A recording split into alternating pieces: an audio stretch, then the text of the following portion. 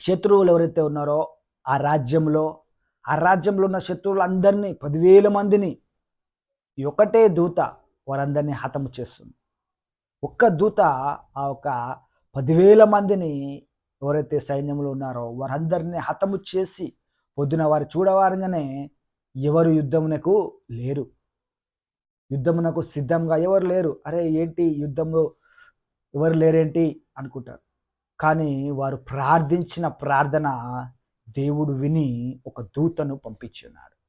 ఎప్పుడైతే మనం ప్రార్థిస్తామో మన సహాయంలో అప్పు కట్టాలా, మన అనారోగ్యంలో ఉన్నారా, ఆర్థికపరమైన ఇరుకులో ఉన్నారా, ఏదైతే సమస్యలో ఉన్నారా, జాబ్ విషయంలో ఏదైనా జాబ్ రాలేకపోతుందా, ఇంకా చాలా విషయమైన ఏ సమస్య అయినా సరే ప్రభువు మన కొరకు దేవదూతలను ముందుగా సిద్ధపరిచి ఉన్నాడు.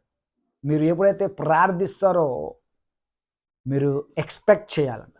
You should expect an angel released when you pray. ఎప్పుడైతే నువ్వు ప్రార్థన చేస్తావో when you pray you will see the angel is released. ఒక దేవదూత విడుదల అయ్యింది అని ఒక ఉద్దేశమునకు ఒక నిర్ణయానికి నీవు రావాలి. ఏ విధంగా అయితే అబ్రహాము ఒక దూతను వారి యొక్క కుమారుని యొక్క వివాహము విషయంలో ఆదికాండము 24 అధ్యాయంలో మొదటిగా ఎలియేజరు అనే ఒక సేవకుని తన ఇంట్లో పనిచేసే ఒక పెద్ద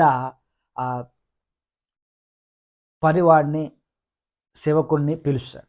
పిలిచి ఎలియాజరు నీవు నా కుమారుని కొరకు ఈ యొక్క కానాను దేశంలో నేను నివసిస్తున్నాను.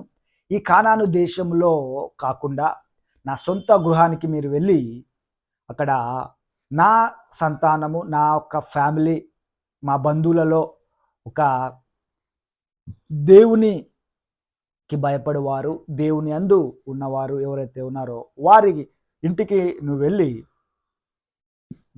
వారి వద్ద నుండి నా కుమారునికి నీవు ఒక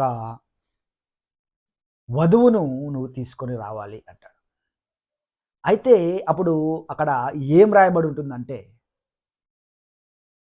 ఆయన అంటాడు, నేను మరలే ఒకవేళ వారు రాకపోతే నీ కుమారుని నేను తీసుకెళ్లాలా అని అడుగుతాడు. అప్పుడు ఈ యొక్క అబ్రహాము 24 అధ్యాయంలో మనం చూసుకున్నట్లయితే ఆదికాండము 24 అధ్యాయము ఆదికాండ